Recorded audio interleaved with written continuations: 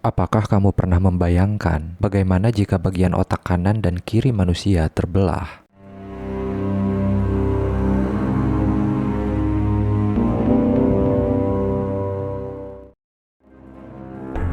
Ketika pengetahuan manusia tentang otak masih terbatas, dokter menjalankan berbagai operasi dengan harapan mengungkap keajaiban dan kompleksitas otak manusia. Salah satu operasi yang menarik perhatian adalah korpus kolosotomi, yang tidak hanya mengubah cara ilmuwan memahami otak, tetapi juga memunculkan pertanyaan tentang esensi kesadaran dan keberadaan, sekaligus fenomena aneh yang menyertainya. Lalu apa itu korpus kolosotomi? Apa saja fenomena aneh yang timbul akibat pemutusan otak kanan dan kiri? Dan apa sebenarnya esensi kesadaran dan keberadaan manusia? Pembahasan dalam video ini mungkin akan membuat kamu terdiam, merenung, bahkan berpikir dalam tentang sifat sejati kesadaran manusia yang telah dibuktikan secara ilmiah dalam penelitian modern. Maka jika kamu sudah siap, simak video ini hingga selesai dan jangan skip.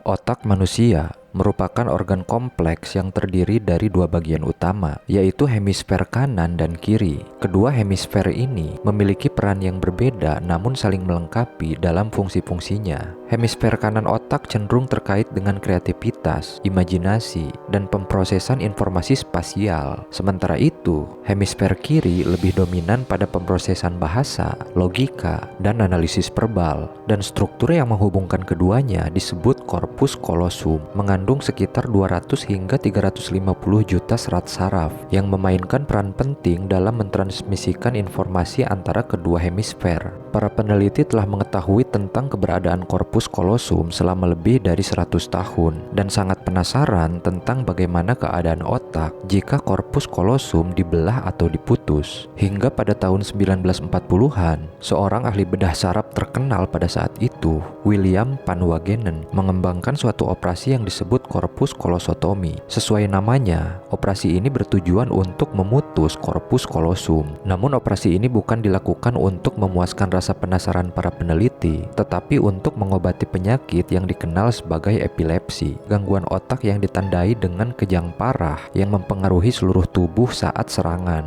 Alasan utama dari gejala-gejala tersebut adalah pelepasan listrik yang tidak normal dalam otak yang menyebabkan pertukaran sinyal yang tidak teratur antara hemisfer kanan dan kiri. William mengembangkan korpus kolosotomi dengan harapan menghentikan pertukaran sinyal tidak teratur antara kedua hemisfer dengan memutus korpus kolosum, dan dengan demikian diharapkan menekan gejala epilepsi. Namun efek samping dari prosedur ini tidak diketahui, sehingga membuatnya menjadi taruhan besar bagi para pasien. Namun karena banyaknya pasien dengan epilepsi berat saat itu yang tidak dapat menjalani kehidupan dengan normal, mereka kemudian memutuskan untuk berkontribusi menjalani operasi ini, sehingga pasien mau menjalani beberapa operasi hingga korpus kolosum terputus sepenuhnya. Setelah rangkaian operasi selesai, ternyata gejala epilepsi pasien lenyap sepenuhnya, dan yang tidak terduga, hampir tidak ada efek samping yang diamati, yang menunjukkan efektivitas dari operasi tersebut. Akan tetapi meskipun operasi ini tampak berhasil, beberapa peneliti tetap memiliki pendapat yang berbeda. Mereka berpendapat bahwa memutus korpus kolosum adalah tindakan yang salah,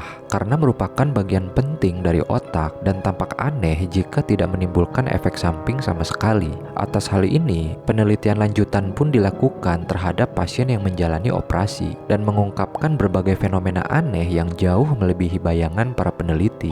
Namun untuk memahami hasil temuan dari investigasi ini, kamu perlu mengetahui bagaimana otak bekerja. Meskipun otak kanan dan kiri secara struktural hampir sama secara fisik, peran-peran mereka cukup berbeda. Ketika kamu mencoba mengambil sesuatu dengan tangan kanan, maka otak kiri aktif, dan sebaliknya, ketika kamu menggerakkan tangan kiri, maka otak kanan aktif. Hal yang sama terjadi ketika melihat objek. Informasi dari sisi kiri pandangan mata ditransmisikan ke otak kanan, dan informasi dari sisi kanan diproses oleh otak kiri, dan kemudian informasi ini dibagikan antara kedua hemisfer melalui korpus kolosum, sehingga otak melihat gambaran lengkap. Maka setelah memahami fungsi otak ini, mari kita jelajahi fenomena menarik yang dialami oleh pasien dengan korpus kolosum yang terputus, yang dikenal sebagai sindrom split brain atau sindrom otak terputus.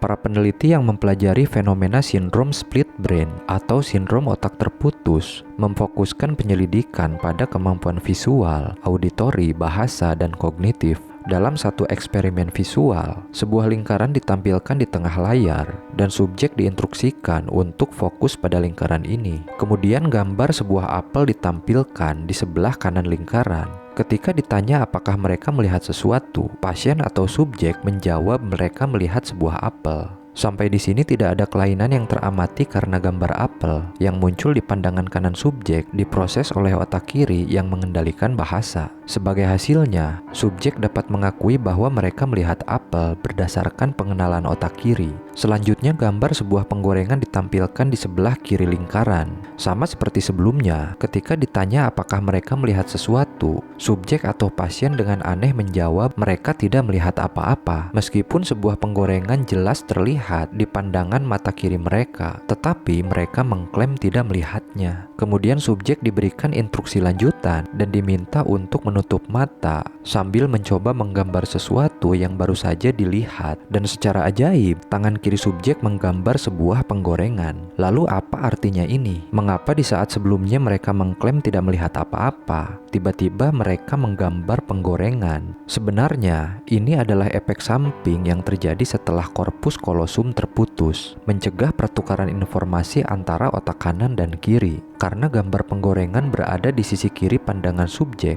otak kanan menerima informasi ini. Oleh karena itu, otak kanan subjek pasti melihat penggorengan.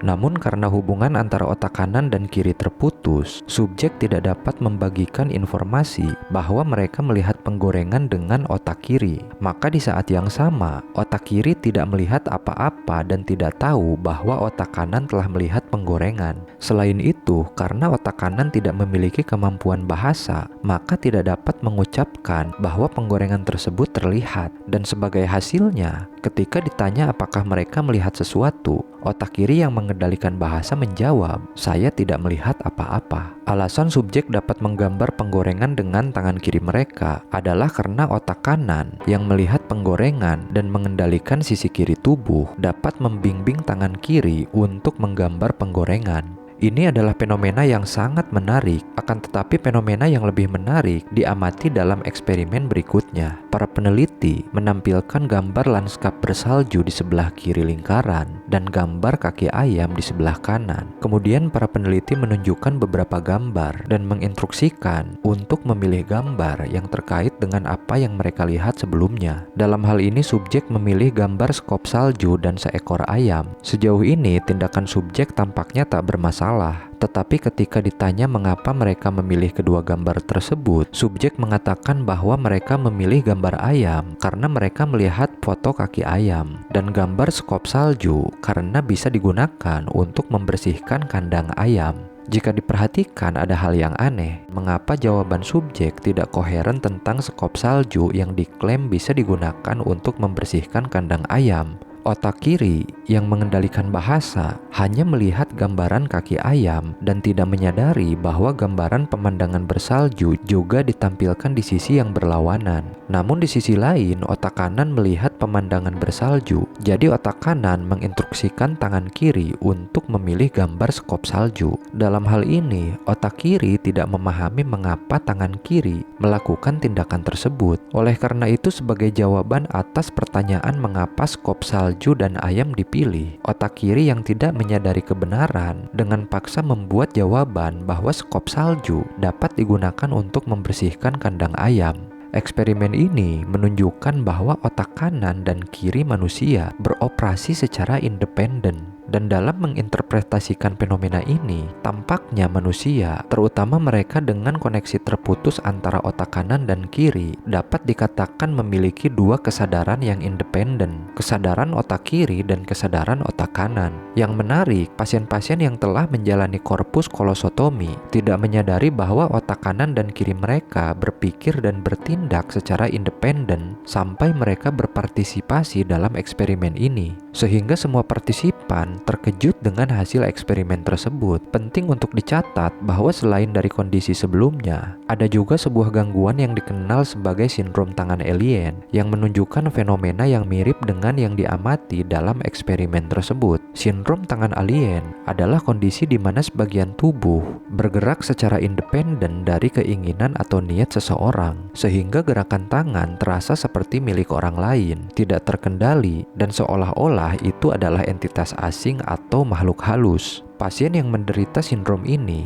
sering menemukan tangan mereka bergerak tanpa kendali, bahkan ketika tangan kanan menghidupkan saklar dengan maksud menghidupkan lampu, tangan kiri mungkin segera mematikannya tanpa kehendak orang tersebut. Atau ketika mencoba mengambil obat, tangan kiri mungkin menghentikan tindakan ini, bertindak seolah-olah mengikuti kehendak orang lain. Kondisi ini dapat timbul dari kerusakan pada korpus kolosum dan beberapa pasien atau subjek yang telah menjalani korpus kolosotomi, eksperimen dengan pasien-pasien dengan otak terputus, dan kasus sindrom tangan alien telah mengungkapkan bahwa setiap hemisfer otak memiliki apa yang dapat disebut dengan kesadaran, kognisi, emosi, dan ingatan yang terpisah. Dan penemuan ini justru menyisakan pertanyaan besar. Apa sebenarnya yang menjadi diri bagi setiap manusia? Dan apa sebenarnya yang dimaksud dengan kesadaran?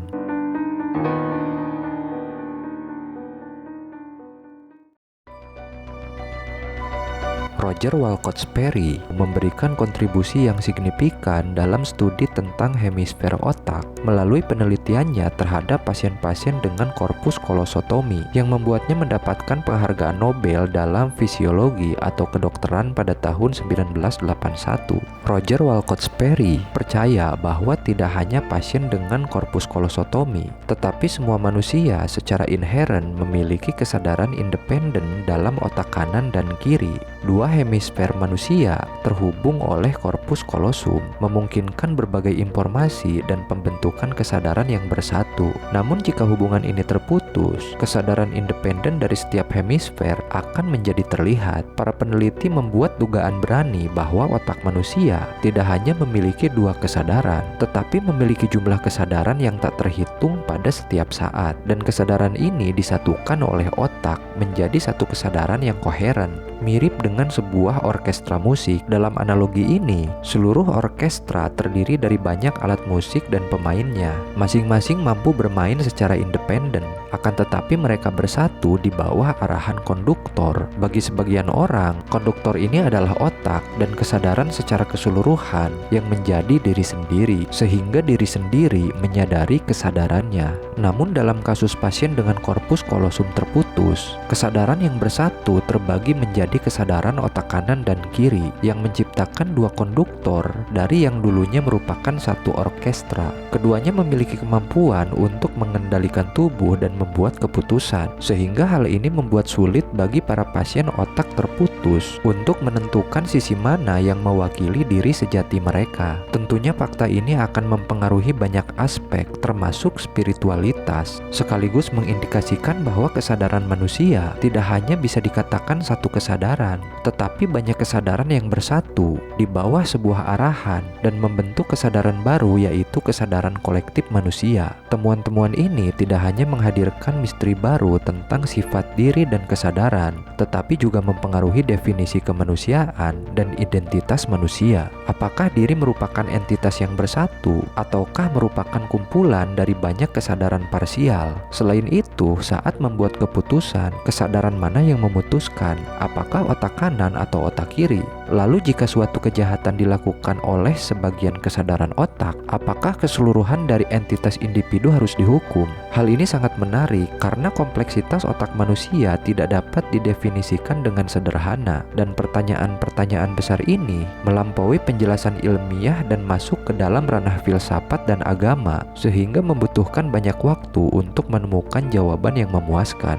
Dan jika kamu punya pendapat, silakan isi kolom komentar di bawah ini.